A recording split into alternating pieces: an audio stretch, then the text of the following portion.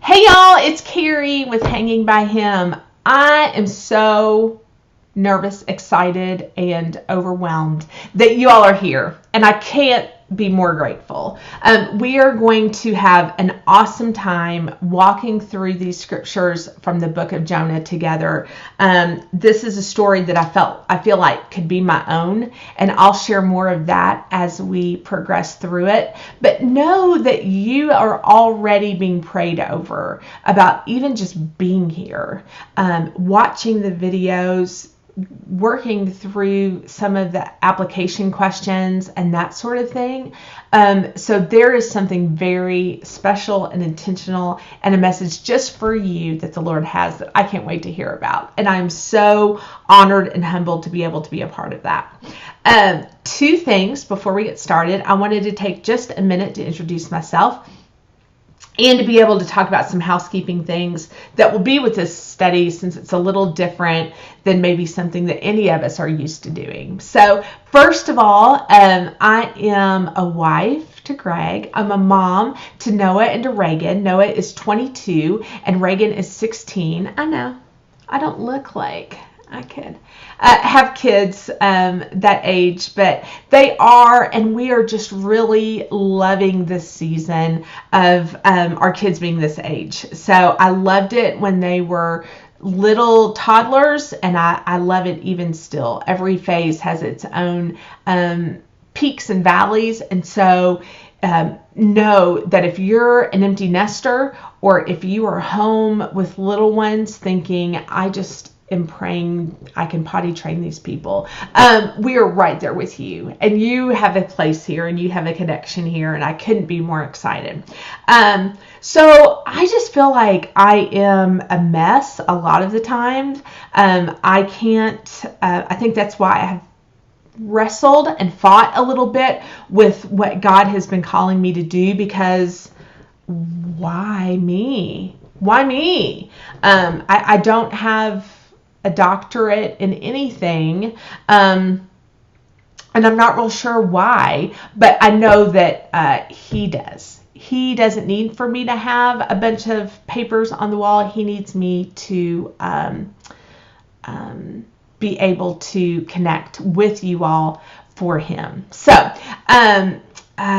we are going to go through verse by verse, almost the book of Jonah. We're going to start with chapter 1 today. So grab a Bible.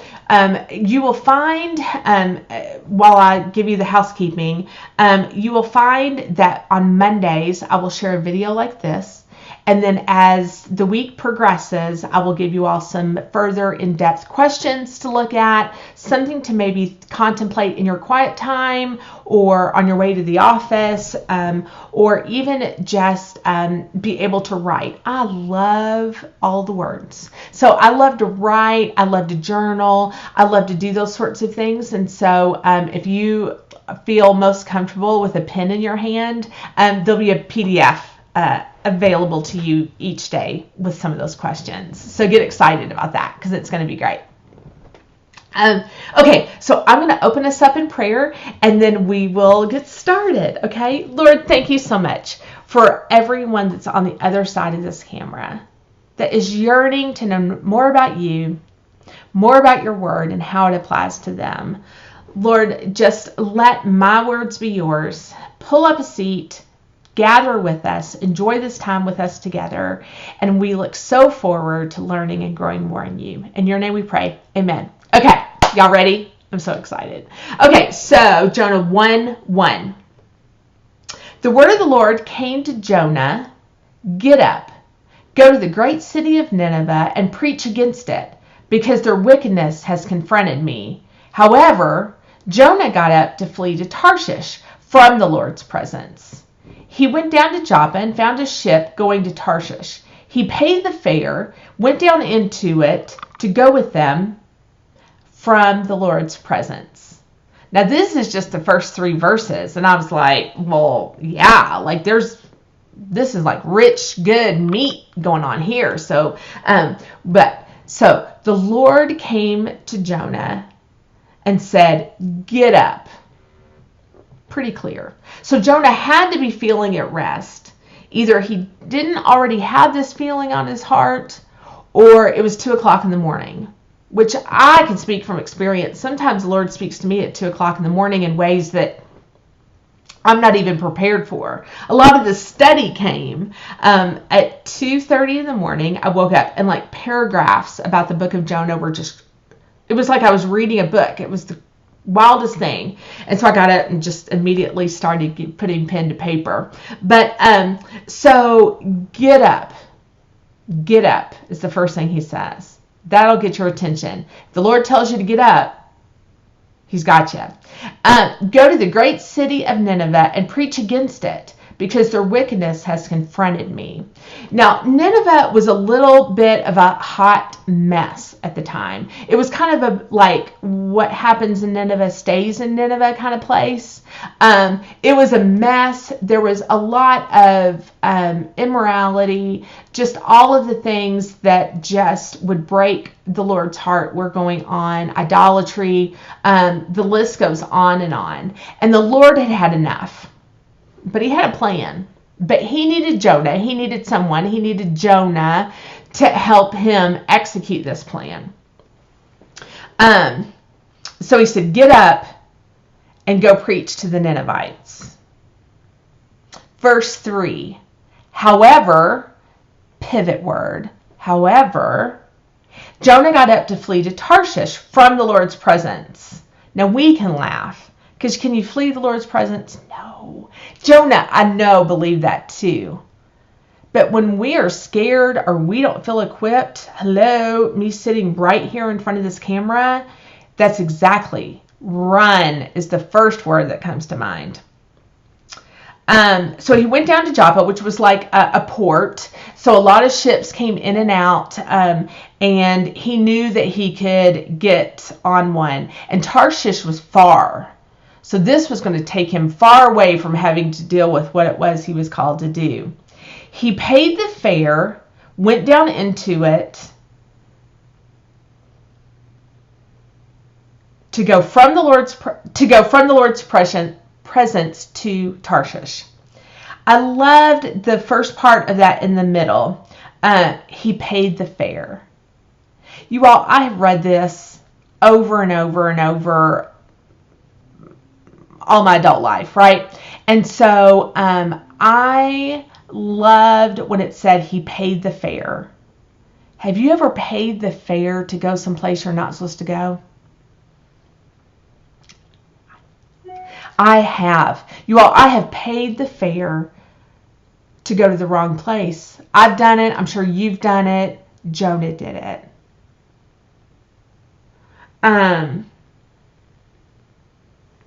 Sometimes we might feel like we're doing the right thing by paying the fare. Okay, Lord, I will do what it is that you want me to do, but I'm going to do it this way. We'll pay the fare, but we want to go where we're going to go. God never said pay the fare. He just said, get up, go. But Jonah wasn't really down for that. So off he was to go to the wrong place. Then, beginning in verse 4, then, pivot word, the Lord hurled a violent wind on the sea, and such a violent storm rose up on the sea that the ship threatened to break apart. Now, this was a huge wooden vessel, a lot of crew, a lot of resources, that sort of thing, tons of materials. And if you've ever heard just like boats on the water, if you've passed a marina, that, the creeks and that sort of the wood. So this was huge. This was a storm like they probably had never seen. The sailors were afraid and they each cried out to their own God. So the fact that the sailors, the people that this was their job, this was what they did day in, day out, they had never seen a storm like this, that they were so afraid.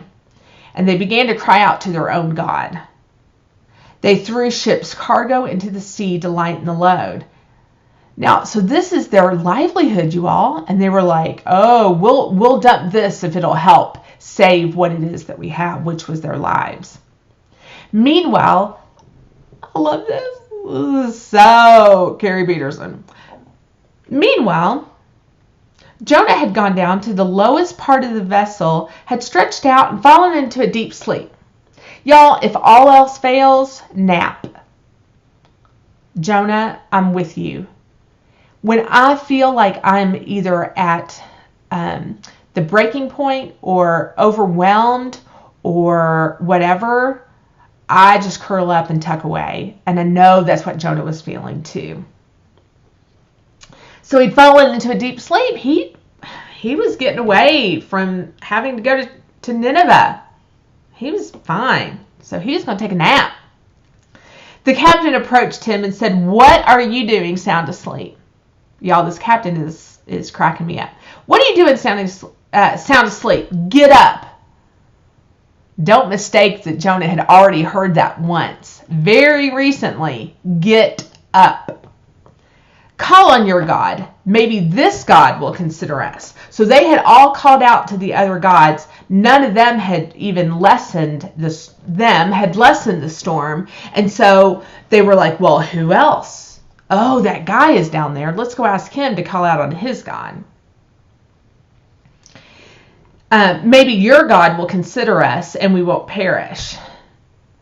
Come on, the sailors said to each other. Then we will know who is to blame for this trouble we're in.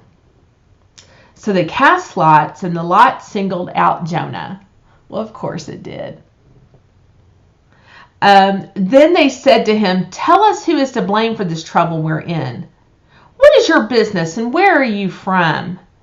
What is your country, and where are your people from?" Okay, so Jonah didn't know these people, right? He approached this ship, and he said, "Y'all, where are you going?" They said, "Tarshish." He said, "Perfect, me too. Can I go too?" And they said, "Sure. Pay us money." And he did, willingly, just to be able to go. There weren't a lot of questions asked. They didn't know a lot about this guy. But all of a sudden now, it seemed a little more important to know who this person was. What is your country and where are your people from? What is your business and what are you doing here? All of a sudden they needed to know. So he answered them, "I'm a Hebrew. I worship Yahweh, the God of the heavens, who made the sea and the dry land." I worship Yahweh. Now, Yahweh was the name of God that was very personal, very private, so holy that they would hardly say it, but he knew he had to fess up exactly and call God, God. I worship the God, the one who created the sea and the dry land. This is their language. These sailors knew sea and they knew the shore. And he knew that by saying that he worshiped the God who created those things, he'd have their attention. And they knew exactly who and what he was talking about. When storms come, don't we ask the questions? Why? Who? Who can I blame for this storm coming up in my world? Sailors, that's all they were doing, was wondering who to blame for the storm that is messing up my day. Okay, verse 10. Then the men became even more afraid, and they said, "What have you done? What have you done?" They knew, oh, buddy, he worships Yahweh, and now we're in this storm like we have never seen before. This guy is in a little deep. Then the Lord knew that he was fleeing from the. Then the men knew he was fleeing from the Lord's presence because he had told them. So he said to them, "What should we do to calm the sea that's against you?" The sea was getting worse and worse. Now, it was already threatening to break the ship apart, and time has passed, and it just continues to escalate. So Jonah answered them, "Pick me up and throw me into the sea, that it can quiet down for you, that I know I'm to blame for this violent storm that is against you. Throw me over." I just want to take a deep breath. Throw me over. How many times have we been in that deep hull, that deep vessel in the middle of this big ship, rocking back and forth, feeling like this storm is never going to end, that we've paid the fare to go to the wrong place. And then we wonder why it's a mess and we're in the middle of this crazy storm. And we're just like, throw me over. Throw me over. I've got to get out of here. But what a powerful statement. Throw me over. Jonah knew. Jonah knew the Lord had followed him. Of course he did.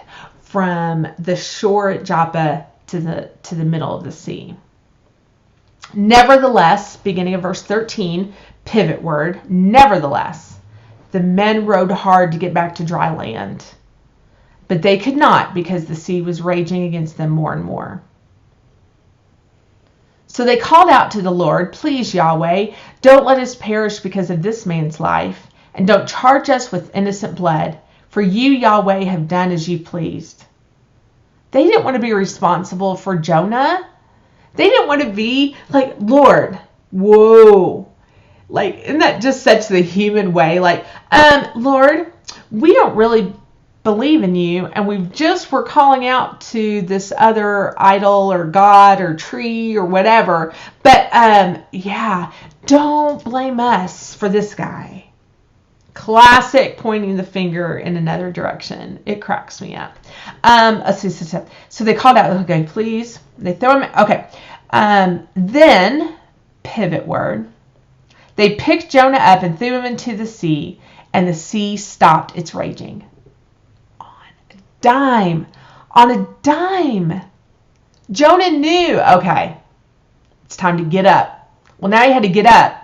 First he got up, then he got over, right?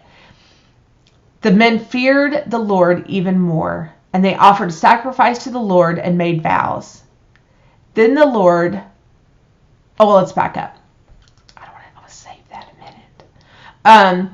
They feared the Lord even more. When God told Jonah to get up, he had a plan. He needed his name and his glory to be shown in front of these people, in front of people, right? We don't know where these sailors have come from. It didn't matter. Our days are not going to return void. Our missions are not going to be without power. So even though Jonah's mission was to go this direction and he went this direction, God was like, well, let's show some people why you're there. Let's put some starch in that spine. He was teaching Jonah that he could be who God needed him to be. He was already equipped with the words, with the belief, with the faith, all of the things that he needed to go to Nineveh. But it was just time to kind of harness that a little bit while he went off the path. Throw me over. I love it. Throw me over. Verse 17 closes out chapter 1. Then the Lord appointed a great fish to swallow Jonah.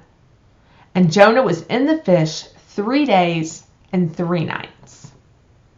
Now, I love, sometimes I go back and forth in different translations because I just think it's kind of neat to see the different ways that the same verses can be read. But in the Message it said, then God assigned a huge fish to swallow Jonah. This fish was also a part of Jonah's story. God had to go to that fish and go, get up, it's time for you. I think and that fish was going to be part of it. So because Jonah was finally at the breaking point and knew, okay, throw me over, he had the faith to know that whatever happened at that point, he was doing it for the mission, for the call.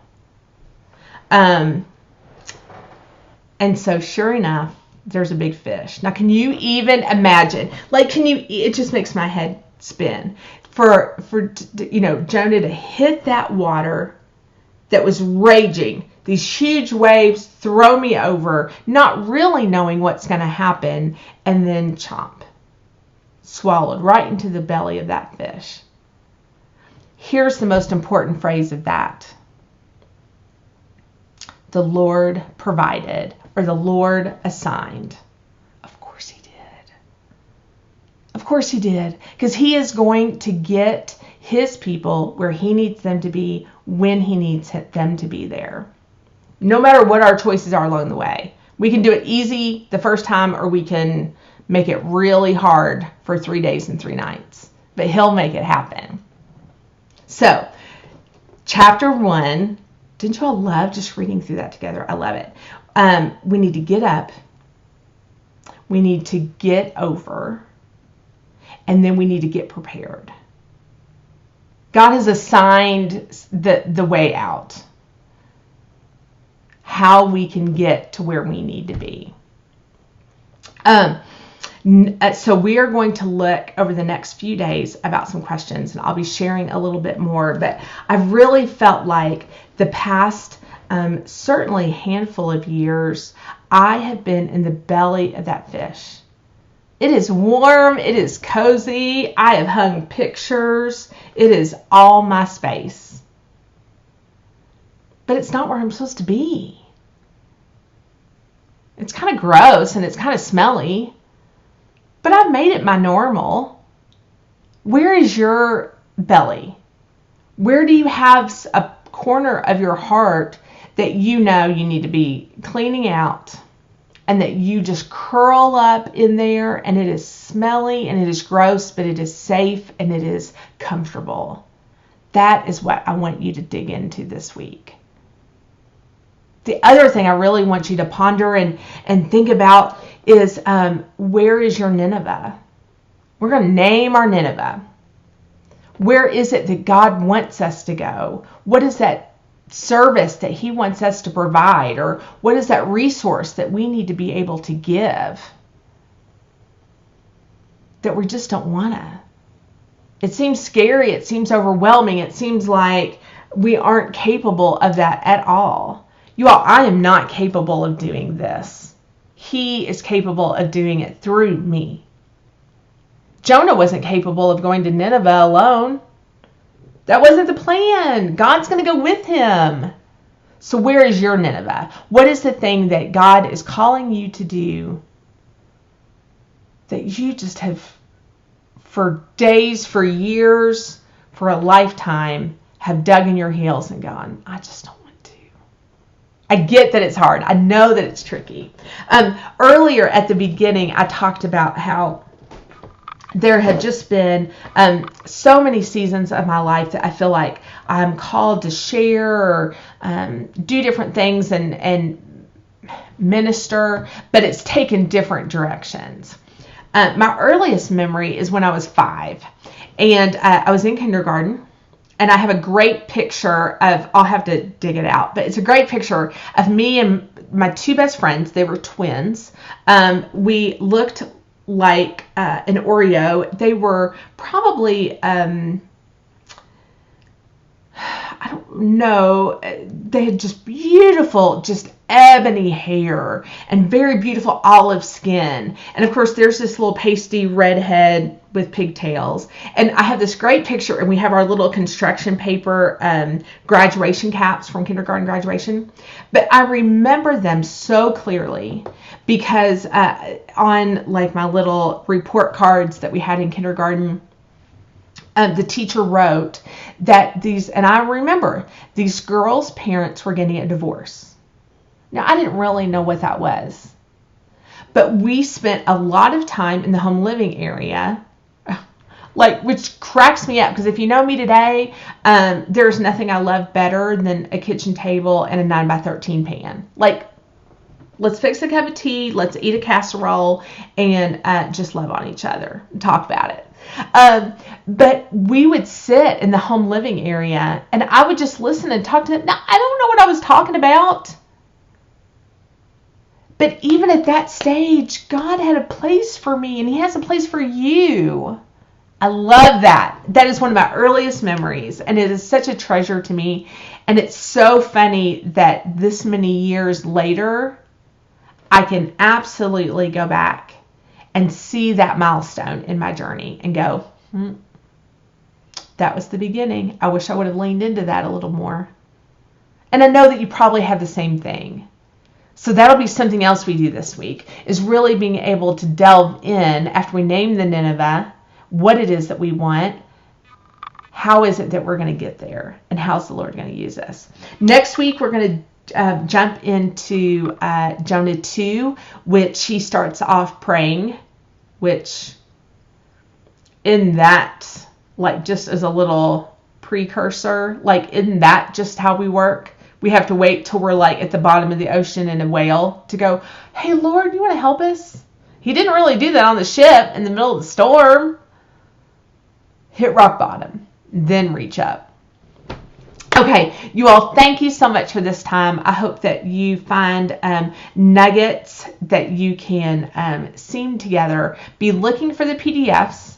Reach out with any questions or things that you all have come up with, insights that maybe you find. And I can't wait to dig through chapter 2 with you next week. Okay, y'all have a great week. Can't wait to touch base soon. Take care.